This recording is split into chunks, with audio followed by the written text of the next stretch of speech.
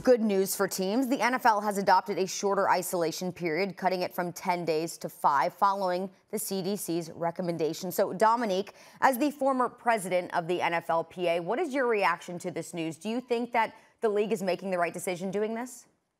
Well, I mean, I think it's important. My role at the union helped me learn pretty quickly that players' health and safety is not at the top of the priority list for the league. So, and I don't mean that as a judgment. It's just they have a priority stack, and making money is at the top of that stack, and somewhere along there, player health and safety is lower in that stack. I think that's what makes the job of the executive director of the union almost impossible to do, is because that is your job, to look out for the player's safety. And in this particular case, you also have to probably fight against some players in that situation. But all you can do in situations like this is trust the medicine and trust the science. And if the CDC has changed their guidelines, then I think it's appropriate for the league to also change their guidelines. So, I don't think there's much to be critical of right here. I'm sure that most of the players are on board with this, but I feel bad for the players who probably are a little uncomfortable and nervous about this, because there's nothing they can do about it. They're going to be exposed to guys who have tested positive sooner than they would have expected to. And those guys have been deemed not contagious, and none of us are scientists, and none of us have done the research on it. So you have to trust the CDC. If the CDC says 5 days is enough, then I think it's okay for the players and the union to go along with the 5-day recommendation.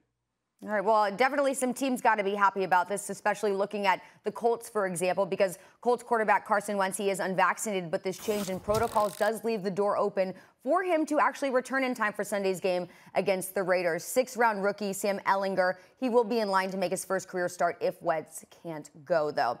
Marcus, you think the Colts need Wentz to make the playoffs?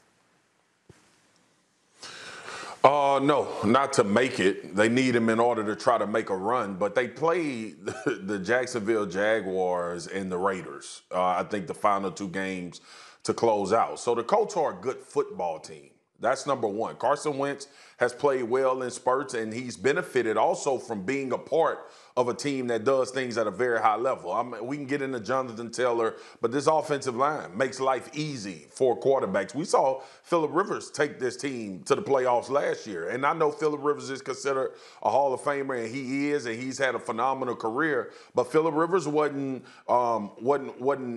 the greatest thing since sliced bread when he was quarterbacking the Indianapolis Colts in a playoff run. Came a couple plays away from actually advancing to the next round over the Buffalo Bills. So I think Carson's going to have to be that guy nobody else in the building you feel comfortable with once you get in. But these next 2 games, you'll be able to run the football. Defensively, they are elite and play at a very high level. They'll be fine for these next 2 weeks.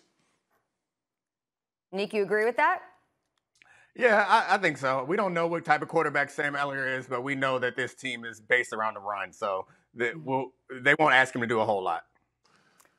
Okay, yeah, definitely going to be relying on Jonathan Taylor a bunch, but we know the Raiders, their rush defense has been on point these past few weeks. So hopefully the Colts, my Colts, can still get the job done. Okay, guys, let's keep it moving. Yeah, they about to get a different animal now, though. Oh, yeah. All right, still ahead.